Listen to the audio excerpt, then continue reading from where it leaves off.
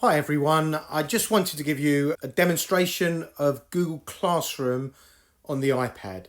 So, when you open up Google Classroom, you will need to log into your Google account and then you can go to the classroom that you have set up. So whichever classroom that you're using at that time. So here I'm going to use my training classroom here. Now straight away that's going to go to your stream. It looks slightly different from the desktop, but the principle is exactly the same. Then we've got our classwork on here, and this is going to show me all my projects and assignments that I've actually delivered in this particular classroom. And then on the right here, we've got people, which is going to show me all the people that I have in this particular classroom. So let's go back to classwork and let's add a new assignment.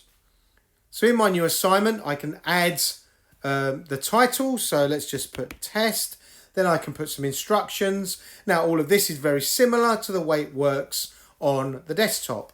Don't forget to put a topic. So add a topic, because with a topic, what it does, it organizes them into different areas like folders. So I'm just going to put this under Tetris wall and then save. Then up in the top left corner here where it says training, that's my name of my classroom. But here I can select different classes. So if I wanted to send this particular assignment to multiple classes, as long as you've got access to the classes, then you can then send that assignment to those classes.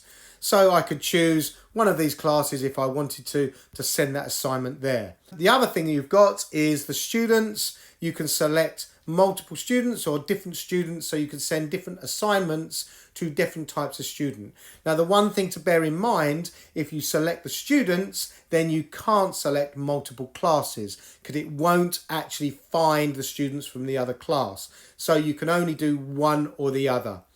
Then in the top corner here, you've got the three dots where you can schedule, save the changes or discard the assignment. Then you've got the little paper aeroplane there that will assign that particular assignment. Then you've got the paperclip.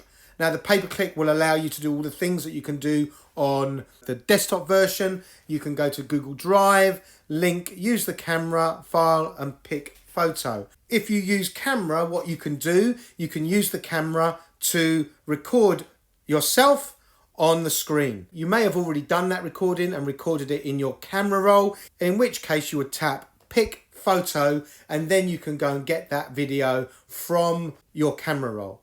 One other thing I'd like to mention is how you can do a screen recording of what's happening on your iPad. If you click the link in the top right corner now, you will find a video that will show you how to record your screen. Thank you very much. That is Google Classroom on an iPad. Thanks for watching. Please click the like button and please subscribe to this channel for more educational technology videos. Until next time, goodbye.